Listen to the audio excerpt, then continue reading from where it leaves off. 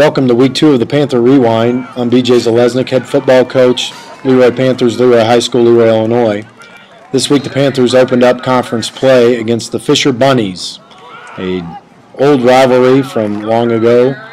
Fisher came in with a quality ball club this year, much improved over a year ago. We knew it was going to be a tough game for 4 quarters, and we didn't help ourselves early. Turnover bug bit us again and gave the ball to Fisher in good field position very early in the game, and we found out right away that they were going to be able to run the ball very effectively, and very impressed with their size up front and how well their running backs ran the football. This was a football team that struggled a year ago, and they obviously have done some things in the offseason to improve as a football team and as a program. So they came out with a strong start, jumped up right away. Offense got the ball back, and again we struggled with moving the football and turning the football over again here on the bootleg pass and setting up another quality scoring chance for Fisher. They were able to gouge us all night long with big yardage runs. Again, they execute their offense well. They don't do a lot of things, but what they do very well. And we were fortunate enough on that drive to be able to get a stop on downs. We then came right back and turned the ball right over again and gave them again an opportunity deep in our own territory to put points on the board.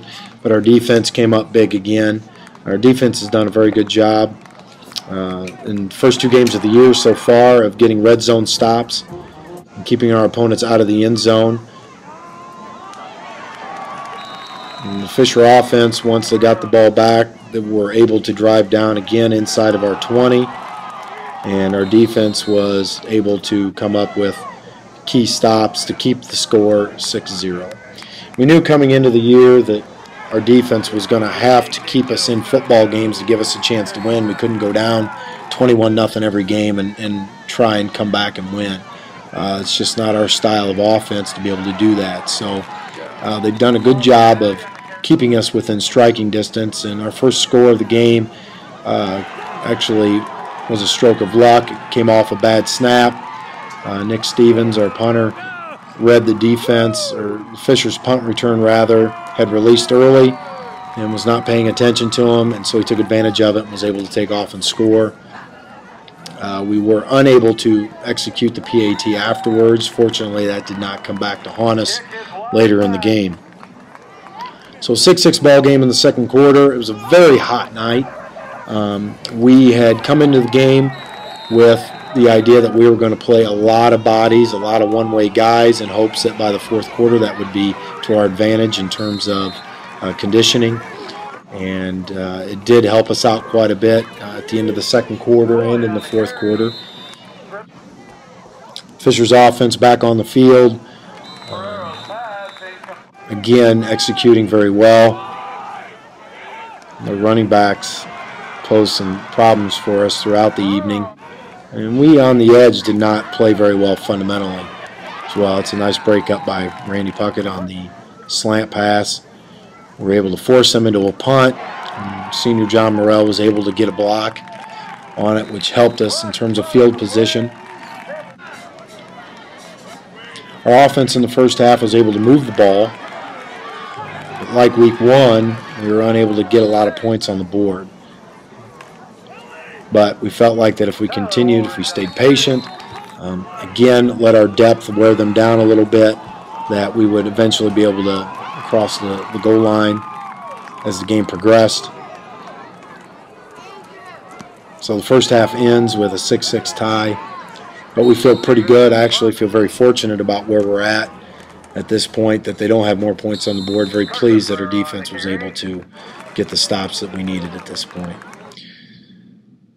They came out in the second half offensively, fired up. Again, after the halftime break, with their size and with their speed, we knew that they would be fired up. We knew that they would move the ball on us and get deep into our territory, which they did. But it was going to have to be a bend but not break type of attitude defensively. Good execution by them on some of these run plays, setting some of these other complementary plays up, like that run right there with their quarterback.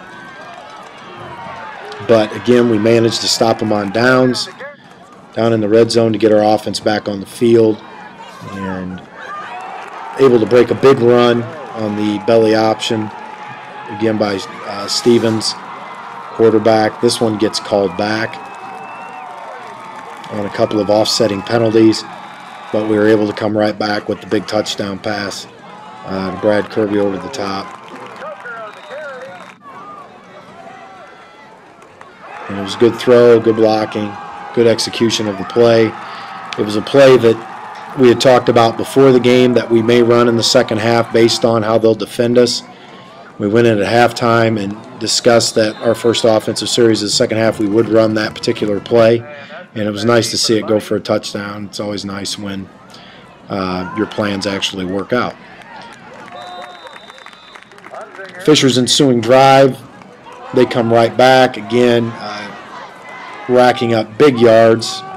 They had 10, 15-yard runs all night, it seemed like, and they were able to punch it in pretty quickly after our score to tie the football game.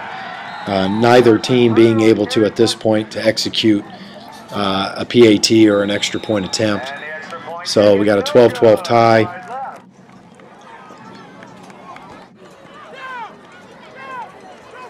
Then heading back on offense.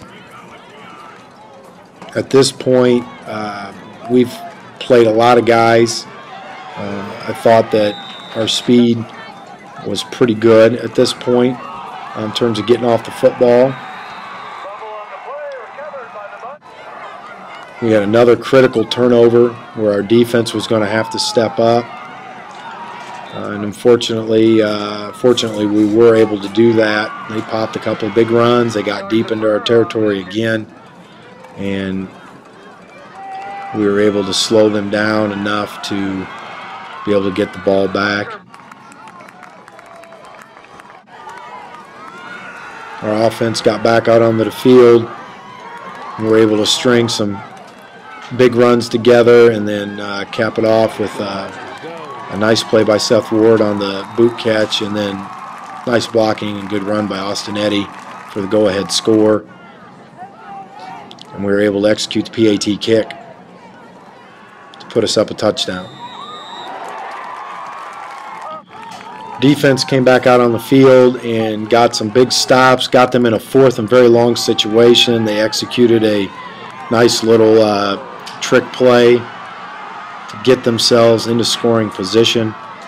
And our defense, once again in the red zone, stood tall and was able to get the stop to secure the win. So it was a nice win. It was good to see that our depth and conditioning down the stretch had a big part in getting the win. We were able to start the conference play 1-0. Next week's game, obviously, is going to be a difficult challenge. Flanagan, one of the better teams in the conference, will have to play well to get a win. So we'll see you next week, in week 3 of the Panther Rewind.